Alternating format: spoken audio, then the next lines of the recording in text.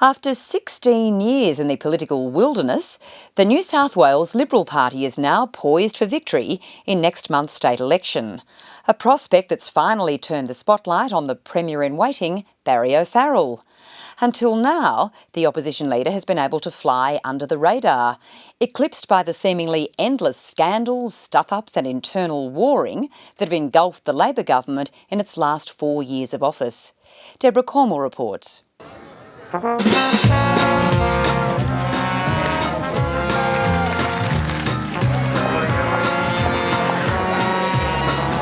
see the locals.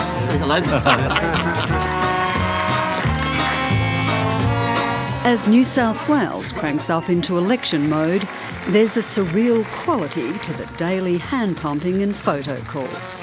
After all, everyone already knows the winner. After 16 years of the public being promised the world and delivered nothing, there is clearly promise fatigue in this city, across this state. Kristina Keneally, Labor's third Premier in 3 years, is leading the death march, and she's never seemed so alive. You have people with great certainty, such as myself, telling you that you are going to get dumped. Do you have some sort of Zen secret going here?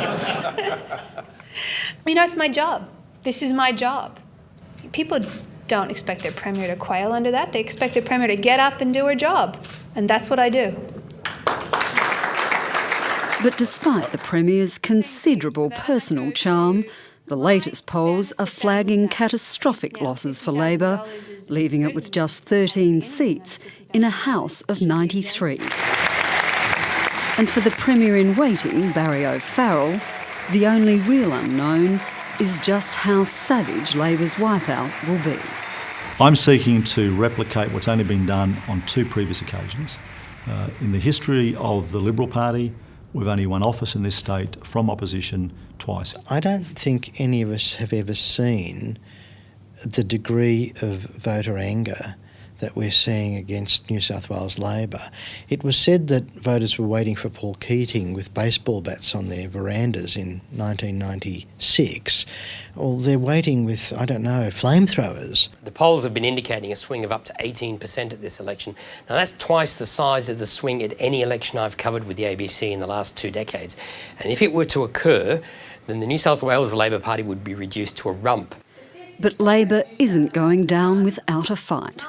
In the first round of ads, the Premier delivered an abject apology for her government and its appalling behaviour. But I understand the government was too focused on itself and not focused enough on you. It went off track, and I am sorry. But in a final desperate attempt to claw back losses, Labor is now fixed on just one clear target: get Barry. It's almost like Barry's been asleep on the lounge for so long no one's game to wake him up. The Premier has taken to daily taunting of the opposition leader, casting him as a man with no vision or policies. It's time to move from the reserve to the first grade, Barry. Time to step up. I'm not surprised that Labor seeks to focus on me, because it can't run on its team. It's a scandal-ridden team. It can't run on its record of non-delivery for 16 years. Hello, Barry. Nice to see you. How are you? The sniping between the two leaders has at least produced some mildly entertaining moments for the bored, largely disengaged voters of New South Wales. Would you put the AAA at risk? Well, no, as I said in the speech, Quentin, so you weren't paying attention. I know, but as I said in the speech, we will deal Usually you don't responsibly insult within the the AAA. host, Barry. Just good debate. It was a joke, Kristina. That's an Australian tradition. As I said, within a traditional... It's difficult for a big, burly bloke to muscle up to a thin, attractive woman with a soothing Ohio accent, because the optics of it are just not good. And one has to say that O'Farrell hasn't found his stride in that particular engagement. With the election just weeks away, Barry O'Farrell still remains largely an unknown quantity to voters. But after years of back-to-back scandals, it has been hard to be heard above the din. Well, I think Annabelle Crabb once famously said that she, in a column, that she pitied the opposition leader in New South Wales because unless he was caught doing something unseemly with a goat, how was he going to get publicity? And then she said, but only if the goat spoke. Labor's train wreck has sucked up a lot of his oxygen. We criticise him, and Labor criticises him for not getting a lot of his policies out there, but with ministers falling like Skittles, Scandal, Sex Club, the whole box of dice, people were so mesmerised by this, they really weren't very interested in his ideas. I'm concerned about the level of expectation. I'm concerned about the dangers of complacency, and I'm concerned about that Labor will do what it always does. Labor has its back to the wall. It will do or say anything to try and win this election campaign.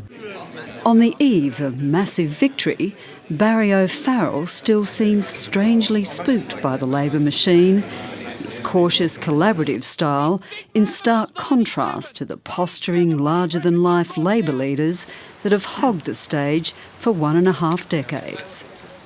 But after years of flying under the radar, the Liberal leader may yet surprise us all. He looks benign. He's big, he's friendly, he's easygoing, but he has a very handy dash of rat cunning to him. There's a difference between being tough and determined and being a bastard and being political. You don't get elected to leadership positions in political parties, particularly in this state, when there's a genuine election, unless there's an inner toughness. Deborah Cormer with that report.